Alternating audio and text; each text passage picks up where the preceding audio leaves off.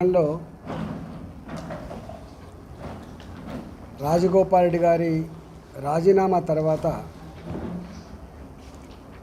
ఆగ మేఘాల మీద ముఖ్యమంత్రి గారు స్పందించి ఆ నియోజకవర్గంలో ఏ సమస్యలు పరిష్కరించాలి, ఏ కుల సంఘాలను ప్రలోభపెట్టాలి, చివరికి సొంత పార్టీలో గెలిచినటువంటి ఎంపీపీలను, జడ్పీటీసీలని, సర్పంచులను, ఎంపీటీసీలని ఎట్లా వెలగట్టాలి, గతంలో ఇతర పార్టీల నుంచి గెలిచి టీఆర్ఎస్ పార్టీలో ఎవరైతే పోయినరో, స్థానిక ప్రజల అవసరాల కోసం ఎవరైతే పోయినరో వాళ్ళ మీద కూడా దృష్టి పెట్టడమే కాకుండా ఎట్లా వెలగట్టాలన్నటువంటి ఒక నీచమైనటువంటి పద్ధతికి మళ్ళీ ఒడగట్టి, దీంట్లో భాగంగానే గత 4-5 రోజులుగా కోట్ల రూపాయల డబ్బులు.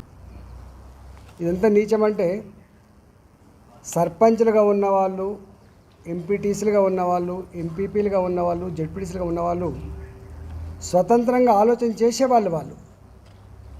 వాళ్ళు ఏదైనా ఆపదత్తే ప్రజలకు అండగా ఉండి ధైర్యాన్ని ఇచ్చేవాళ్ళు.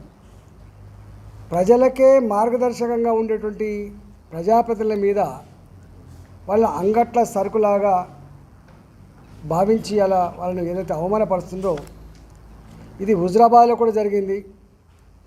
హుజురాబాద్లో జరిగినప్పటికి కూడా సోయి లేక, బుద్ధి రాక, జ్ఞానోదయం కాక మళ్ళీ అది వాళ్ళ మండలంలో ఉన్నటువంటి కౌన్సిలర్లు, వాళ్ళ మండలంలో ఉన్నటువంటి ఎంపీటీసీలు, సర్పంచ్లు అందరూ కూడా రాజీనామా చేసి బాజాప్తా భారతీయ జనతా పార్టీలో జాయిన్ అవుతాం, రేపు రాజగోపాల్ రెడ్డి గారిని గెలిపించుకుంటామనే దాంట్లో వాళ్ళు కృతనిశ్చయంతో ఉన్నారు. ఇవాళ వారి జాయినింగ్ కూడా రేపు రాజగోపాల్ రెడ్డి గారి జాయినింగ్ మునుగోడులో సభ జరగబోతూ ఉంది. అక్కడ పెద్ద ఎత్తున జాయినింగ్స్ ఉంటాయి. కానీ ఇవాళ మా వాళ్ళు బాజాప్తా అన్న, మేము బాజాప్తా ఉంటాం, బాజాప్తా కొట్లాడతాం, ఇంకా చేసేదేందో చూసుకుంటాం, మేము నల్లగొండ బిడ్డలం, మేము పౌరుషం ఉన్న బిడ్డలం, మేము అనేక సంవత్సరాలుగా అనేక ఉద్యమాల్లో పాల్గొన్న బిడ్డలం, మమ్మల్ని భయపెడితే మేము భయపడతామని చెప్పి ఇలా వాళ్ళు వచ్చి ఇవాళ ప్రెస్ ముందుకు వచ్చి వాళ్ళు చెప్తా ఉన్నారు. నేను 2 విషయాల్లో ఇట్లాంటి పిచ్చి వేషాలు మానుకోకపోతే మంచిది కాదని చెప్పి హెచ్చరిస్తూ ఉన్నాం. మీరు భయపెట్టించి, కేసులు పెట్టించి, పీడీ యాక్ట్లు పెట్టించి లొంగ తీసుకుంటామంటే మాత్రం తెలంగాణ సమాజం లొంగదు. తెలంగాణ ప్రజలు లొంగిపోయేటోళ్ళు కాదు. ఖచ్చితంగా సందర్భం వచ్చినప్పుడు కర్ర కాల్చి వాత పెడతారని చెప్పి హెచ్చరిస్తా ఉన్నాం. అదేవిధంగా ఈ మధ్య కాలంలో అనేక జిల్లాలలో ఎవ్రీ 2 డేస్కి ఒకసారి పెద్ద ఎత్తున రిజైన్ చేస్తున్నారు. మా రాజా యాదవ్ గారు వరంగల్లో రిజైన్ చేశారు. 2001లో టీఆర్ఎస్ పార్టీ ఆవిర్భవించినాడు కేసీఆర్ గారితో అడుగులో అడుగు వేసిన వ్యక్తి. మెదక్ జిల్లా ఉమ్మడి మీద నా దగ్గరనే ఉండాలి రాయన్న మీరంటే మెదక్ జిల్లాలో ఇన్ఛార్జిగా పనిచేసినటువంటి వ్యక్తి. చివరికి ఖమ్మం జైల్లో ఉన్న 5 మందిలో ఖమ్మం జిల్లాలో కేసీఆర్ గారితో అరెస్ట్ చేసినాడు 5 మంది ఉంటే 5 మందిలో ఒకరు. వారికి గొర్రెల ఫెడరేషన్కి చైర్మన్గా కూడా నియమించారు. ఇలా వారి ప్రవర్తన, వారి పద్ధతులు చూసిన తర్వాత విసిగిపోయి ఎటో పోతుంది తెలంగాణ, దారి తప్పిన తెలంగాణ అని చెప్పి మొన్న వారి వరంగల్లో రాజీనామా చేశారు. వారిని ఇలా ఆహ్వానిస్తున్నాం మేము పార్టీలోకి.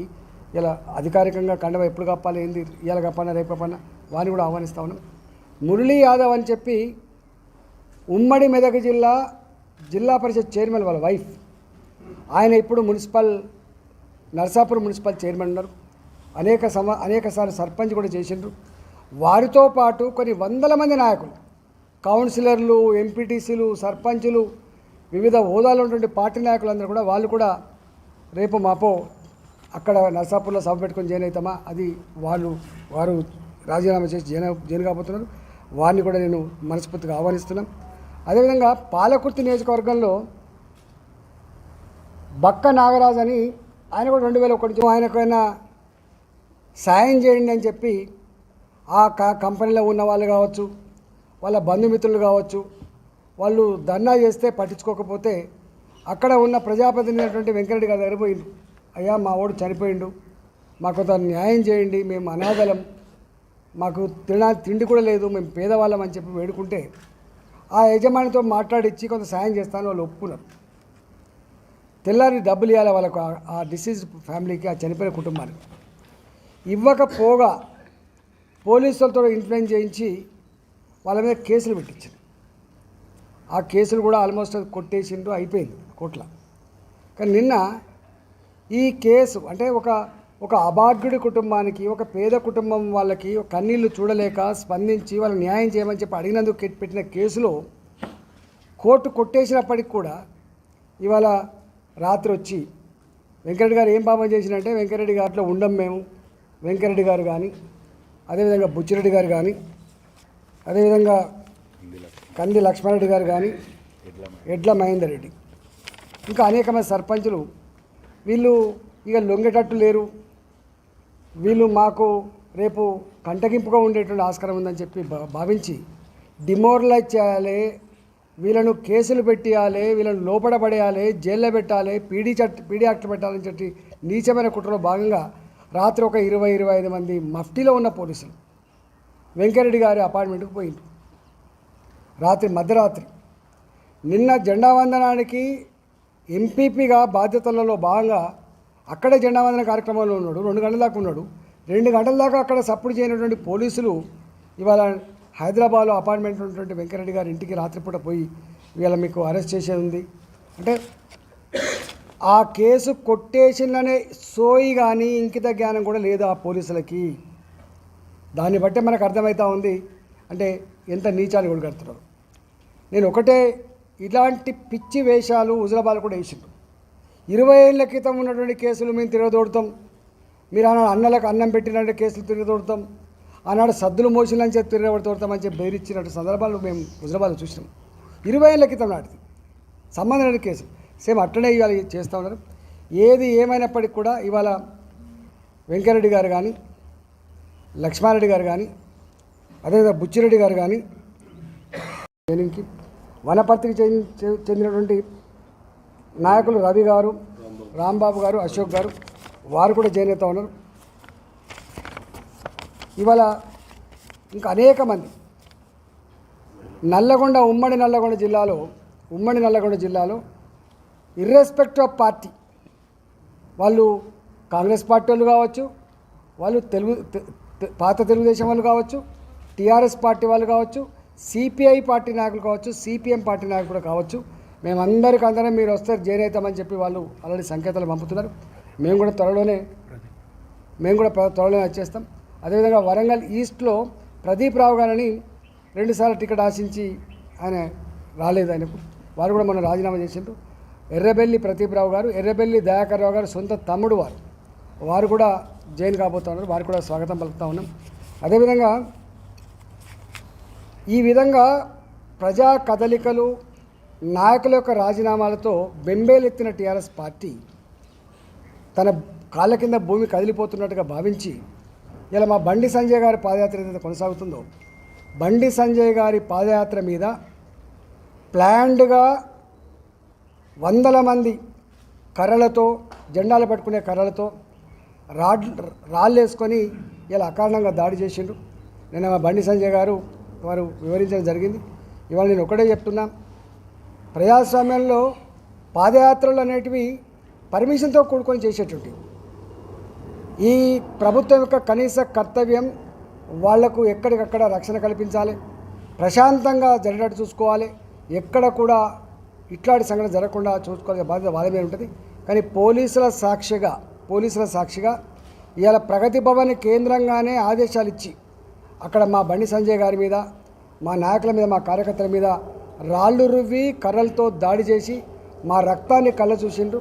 అందులో ఒక బిడ్డ ఇవాళ సీరియస్గా ఉంటే యశోద హాస్పిటల్ తరలించినట్టుగా యాదవ్ సర్పంచ్ గారిని యశోద హాస్పిటల్లో చేరినట్టుగా మేము చూస్తూ ఉన్నాం.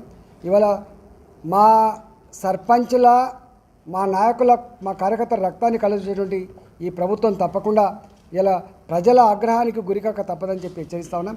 మీ దౌర్జన్యాలు, మీ దుర్మార్గాలు, మీ అణచివేత పద్ధతులు, మీ పోలీస్ రాజ్యం ప్రజలందరూ కూడా గమనిస్తూ ఉన్నారు. దీనికి తప్పకుండా చరమగీతం పట్టే రోజు వస్తుందని చెప్పి చేస్తా ఉన్నా. పోలీస్ అధికారులు కూడా నేను కోరుతా ఉన్నా, ఈ ప్రభుత్వం కూలిపోయే ప్రభుత్వం కాబట్టి ఇంకా బానిసలుగా వ్యవహరించకండి, న్యాయంగా ధర్మంగా మొత్తం తెలంగాణ గడ్డ మీద ఈ ప్రభుత్వం మీద వెగటు కలిగింది కాబట్టి, ముఖ్యమంత్రి గారి మీద ఒక అసహ్యమైన భావం ఏర్పడింది కాబట్టి, ఈ పార్టీ రేపు మనడ కొనసాగించలేదు అనేటువంటి భావన వచ్చింది కాబట్టి ఎట్టి పరిస్థితుల్లో కేసీఆర్ గారికి మనం అండగా ఉండొద్దు, గెలిపించొద్దు.